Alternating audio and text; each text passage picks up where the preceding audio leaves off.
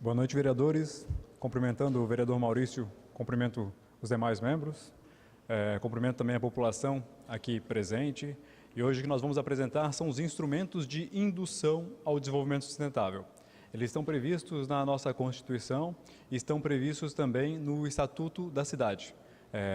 E em Joinville, no plano diretor, em 2008, a cidade optou em trazer esses instrumentos para Joinville, o que ocasionou na necessidade do município de Joinville de executar tanto os instrumentos de indução quanto os instrumentos de promoção.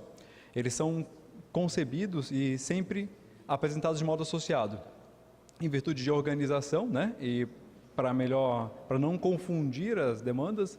Então, nessa semana nós temos os instrumentos de indução, na próxima semana temos os instrumentos de promoção.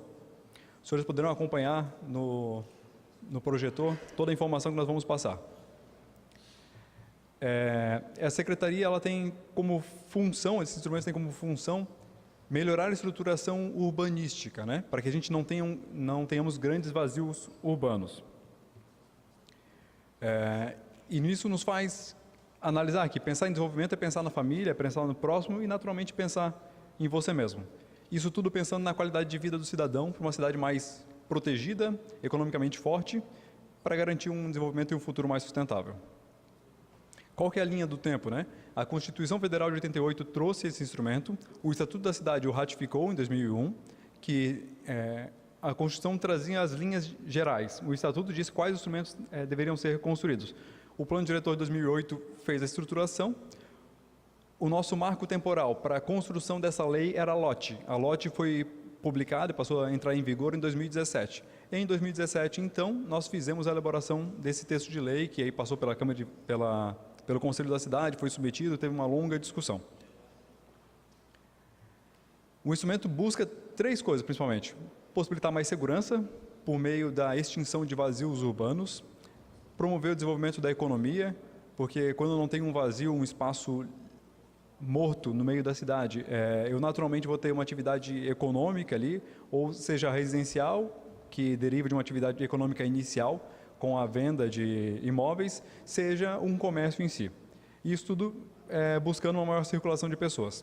Por isso ele é aplicado não em toda a cidade, mas numa pequena área, e essa área vai se expandindo. Os instrumentos de indução ao desenvolvimento sustentável são compostos por três fases, né? Três estruturas, que é a utilização compulsória, o IPTU progressivo e a desapropriação para fins de reforma urbana. Cabe salientar que esse é um instrumento que a Prefeitura de Joinville não gostaria de utilizar. Então, vocês vão entender ao longo do tempo que os prazos são prazos bem longos, porque se existir a necessidade de aplicar um instrumento de indução ao desenvolvimento sustentável, significa que a cidade não se desenvolveu a contento, que a gente não conseguiu estimular os ambientes, e isso é uma derrota para o município. Então, o objetivo, em linhas gerais, desses três instrumentos, segue uma fase, né? A primeira fase é informar a necessidade de uso. Isso se dá por meio da utilização compulsória. Então, você vai informar que eu tenho um terreno baldio e esse terreno baldio precisa ser utilizado. Eu tenho um imóvel subutilizado, ele precisa ser utilizado. Ou um imóvel não utilizado de maneira nenhuma, ele também precisa ser utilizado. Então, a gente informa a necessidade de uso. Dê uma funcionalidade àquele terreno. A segunda fase é, se porventura esse terreno não for utilizado, há um estímulo financeiro. Na verdade, há uma indução ao uso disso. Isso se dá por meio do IPTU progressivo. A terceira fase é promover que se dê uso. Se porventura, em caso nenhum, esse imóvel for utilizado, há a possibilidade do poder público remunerar o proprietário desse terreno por meio de títulos aprovados pelo Senado e aí realizar a desapropriação para fins de reforma urbana. A utilização compulsória se dá nos imóveis que geram vazios urbanos, ou zonas de degradação na malha urbana, que permitam invasão, ocupação marginal ou possibilitem sua degradação física. Nessas áreas serão passíveis a aplicação de IPTU progressivo. Nós temos alguns terrenos na cidade que já são emblemáticos, né? Que estão parados há muitos anos. Esses terrenos que sofreriam esse tipo de atuação. Promoção para a utilização compulsória. A segunda fase seria o IPTU progressivo, que em não sendo utilizado, né, em não sendo atendidos os prazos, e aí eu vou só citar um exemplo dos prazos, o poder público vai fazer uma notificação. Essa notificação se dá por uma AR, né? Essa AR, depois, não tendo contato, ela se dá por meio de edital. A notificação acontece por meio de edital. A partir dali começa a acontecer um prazo para executar algum tipo de movimentação naquele imóvel. Se é um imóvel não utilizado, que em 2 anos ele dê um uso. Se é um terreno baldio, que em 2 anos ele protocole um projeto na SAMA para dizer o que ele vai construir. Depois de aprovado esse projeto, em mais 2 anos, ele tem que iniciar a construção. Depois de iniciar a construção, ele tem mais 3 anos de prazo para concluir uma construção de pequeno e médio porte e uma construção de grande porte. Aí a segmentação é por meio do EIV, né? O que se encaixar como grande porte no EIV, aí tem um prazo de 5 anos. Se todas essas etapas não forem realizadas, aí sim vai ser estabelecido o IPTU progressivo. Então, o intuito não é, de maneira nenhuma, aplicar o IPTU progressivo. Em os últimos casos, né, a possível desapropriação para fins de reforma urbana. Caso nenhum desses prazos tenha sido executado, nenhum deles tenha sido respeitados, há a possibilidade do poder público pagar ao munícipe, ao proprietário desse imóvel, por meio de títulos aprovados pelo Senado, fazendo com que esse imóvel seja adquirido pelo poder público. E aí o poder público também tem prazo para a utilização desse terreno. Joinville é a cidade que amamos, e o que nos possibilita promover riquezas, né? E é a cidade também que nós escolhemos para viver. E aí, só para trazer um pouquinho da definição que está dentro da Constituição, que são os imóveis não edificados. São lotes ou glebas com coeficiente de aproveitamento igual a 0, ou seja, terreno baldio, né? Isso é um imóvel não edificado. Um terreno subutilizado é um lote em que o somatório das áreas totais edificadas existentes não atinge um mínimo de 7%. O que isso significa? Significa que se eu tenho um terreno de 1.000 metros quadrados, eu preciso utilizar 7% disso. Abaixo disso é considerado um terreno subutilizado. E um terreno não utilizado, um imóvel não utilizado em si, é quando ele fica com um coeficiente disso abaixo de 0.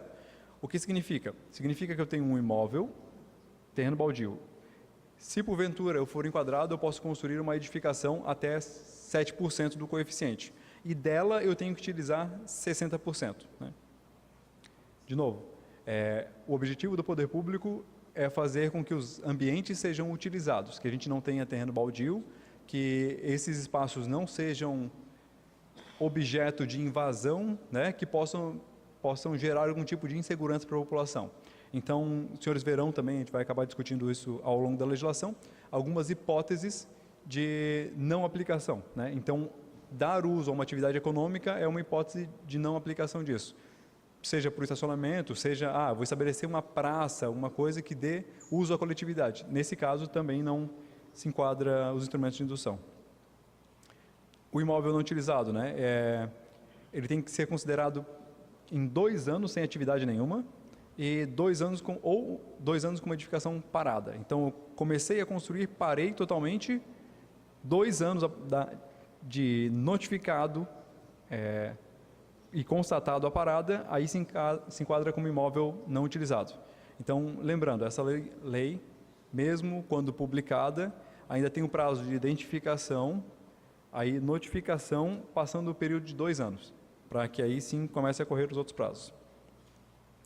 O que não um imóvel não utilizado, né? O que não se enquadra, uso residencial, o único imóvel da pessoa física até 450 metros, um imóvel industrial, né? Desde que recepcionado pela lote, imóveis de programas habitacionais, imóveis usados para fins acadêmicos ou educacionais, imóveis em que não exista nenhum impedimento jurídico ou técnico, ou seja, não há um impedimento, uma discussão judicial que impossibilita qualquer tipo de edificação ali. Nesse caso, não corre prazo, nesse caso não é aplicado o IPTU, os instrumentos de indução, de modo geral.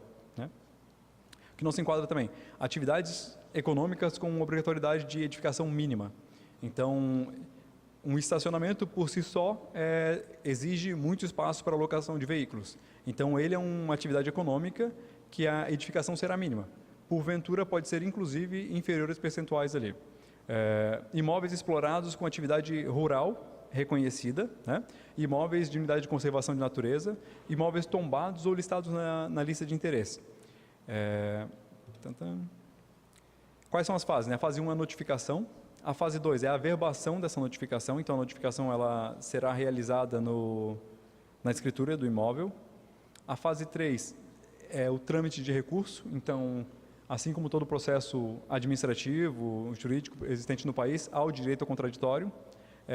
E aí, ao final da fase 1, né, existe o cancelamento do registro. Depois nós entramos na fase 4, que são imóveis não utilizados. A fase 4B, porque são linhas alternativas. Imóveis subutilizados ou não edificados. Então, o imóvel não utilizado é um imóvel já estruturado, mas que não tem uso nenhum. O imóvel está totalmente parado. O subutilizado o coeficiente de uso dele está baixo. E o não edificado é um terreno baldio.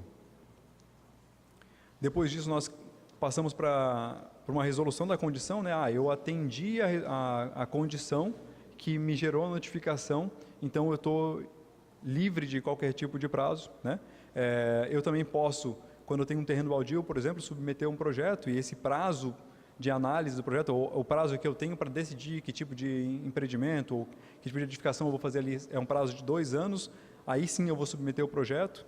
Depois disso, depois de aprovado, é importante salientar que o trâmite de aprovação não conta nesses prazos, então depois de aprovado o projeto, aí sim que se estabelece a necessidade de prazo voltar a correr, né? Então, o projeto foi aprovado, mais 2 anos para iniciar as obras, e depois para a conclusão das obras, 3 anos, como já havia citado, e 5 anos para obras de grande porte. São considerados empreendimentos de grande porte previstos no EIV, né, que é a Lei Complementar 336 de 2011, e no caso de reaprovação do projeto, não voltará a contar o prazo, né? Então, esse prazo de 2 anos é para apresentar o projeto e ele ser concluído. Se, porventura, eu executei isso num tempo menor, eu vou ficar reapresentando o projeto e isso não zera os prazos, né? Depois, se porventura nada disso foi realizado, a fase de descumprimento, que aí sim, a gente tem um prazo de 5 anos, né, no qual será aplicado o IPTU progressivo. A fase 8 seria o reenquadramento do IPTU, então o IPTU vai aumentando gradativamente até chegar a 12%, contudo, nós adotamos a estratégia de que apenas o governo municipal ou as experiências que nós identificamos no país sempre apontavam o IPTU dobrando ano a ano, né? Nós optamos para que isso acontecesse apenas em imóveis que não possuíssem calçadas. Por quê? Porque internamente, do muro para dentro, o proprietário pode dar o uso que quiser, respeitar os prazos, se utilizar deles, não tem problema nenhum. Mas à frente, a área que afeta a população em circulação, essa tem que ser adequada. Se porventura ele não fizer a calçada, os prazos dele correm em dobro. Então o intuito é realmente, eu quero usufruir dos prazos, alíquotas menores ao longo do tempo, eu faço no mínimo a calçada, né? Com o reenquadramento, depois dos 12%, aí sim há a possibilidade do poder público adquirir o terreno por meio de título aprovado pelo Senado, né? A cobrança do imposto em alíquota máxima se dará sempre no 5º ano, né? A alíquota máxima estabelecida foi de 12%. Cabe salientar que o Estatuto da Cidade indica até 15%, nós optamos por levar no máximo a 12%, e a progressão ela é gradativa até chegar nos 12%. Se nós utilizássemos a mesma estratégia de duplicar, que é o que se faz na grande maioria das cidades, ano a ano, nós teríamos alguns casos que no 2º e 3º ano já teríamos uma alíquota de 12% ou 15%. A estratégia foi não, só se duplica em casos de imóveis sem calçadas. É vedada a concessão de isenções, anistias ou descontos, quando ele se enquadrar no IPTU progressivo, né? Então, se porventura eu tenho direito a algum tipo de benesse, isenção e tudo mais, se porventura todos aqueles passos foram realizados, teve a notificação, ainda assim eu não tomei nenhuma atitude, não executei um projeto, não dei qualquer tipo de uso, aí nesse caso, quando tudo é desrespeitado, até as isenções possíveis são retiradas, até que ele sane o objeto, né? Sanadas as condições, a alíquota volta à sua base. Então, se porventura eu tinha um imóvel na qual eu fui aumentando o IPTU ao longo do tempo e eu resolvi aquela condição, então era um imóvel, ao exemplo, um terreno baldio, né, não edificado, eu esperei 3, 4, 5 anos a partir do início de implementação do IPTU progressivo e a minha alíquota aumentou para 8%, né? Um exemplo. Se porventura eu edificar, essa alíquota volta a cair. Então, a nona fase é, decorridos 5 anos de chegar no teto da alíquota do IPTU progressivo, aí o Poder Público Municipal tem o direito de adquirir o terreno por meio de pagamentos ao proprietário com título da dívida pública, né? Que aí seria o resgate do título. Após a desapropriação, o município de Joinville terá o prazo de 5 anos para a incorporação do patrimônio público e para proceder ao adequado aproveitamento também. Então, essa é uma legislação que não se aplica só ao munícipe, mas também, nesses casos, ela vai se aplicar ao poder público, porque não há a possibilidade de ter 2 pesos, 2 medidas nesse sentido, né? O imóvel pode ter um tipo de afetação, né? E aí, nesse caso, ele pode ser outorgado com um tipo de uso específico, então, dependendo do interesse do município, no processo de aquisição ou no processo de compra, ele pode ser estabelecido, olha, vai ser para fins de interesse habitacional, interesse cultural, né? E no caso de não haver débitos de IPTU, esses serão compensados pelo Executivo Municipal, no caso de haver, né? Então, se porventura eu tenho débitos, o pagamento dos títulos do Senado serão da diferença entre o valor do imóvel e a dívida existente. E, novamente, as fases, para ficar um pouquinho mais claro, né? Notificação, averbação e recurso. Isso conta prazo 0. É o prazo realmente de execução. A partir dali, quando os imóveis são identificados, você tem um prazo de 2 anos para protocolar um projeto, né? Dizer qual tipo de uso você vai possuir. Depois, mais 2 anos para iniciar a obra, que dá um total de 4. Mais 3 anos, ou 5, de acordo com o tamanho, de 7 a 9 anos, né? E aí, não acontecendo, depois, no cumprimento, a partir dali, se nada for feito, começa a incidir o IPTU progressivo. Então, o reenquadramento do IPTU demora 5 anos, então a chance de você chegar na maior alíquota é em 12 a 14 anos. Em caso de apropriação, isso se dá mais 5 anos, então é além dos 12 anos, mais 5 que você vai ter a chance de chegar. Então, chega a 17 anos, a possibilidade de você conceder o imóvel, né? No caso, o poder público adquirir o imóvel por meio de títulos. A presente lei será regulamentada no prazo de 120 dias, depois de publicado, né? E o prazo de publicação em que ela entra em vigor é 90 dias depois de aprovado por essa casa. Joinville é uma cidade que nós queremos mais viva e pulsante. E hoje, com os espaços que nós temos vazios, isso fica um pouco dificultado. Então, o intuito dessa legislação é esse. Há a outra legislação, que é os instrumentos de promoção que visam estimular essa edificação. Volto a salientar, o intuito do Poder Público Municipal não é de maneira nenhuma se utilizar dessa legislação. Se essa legislação precisar ser aplicada, isso é uma derrota para o município. Muito obrigado, vereadores.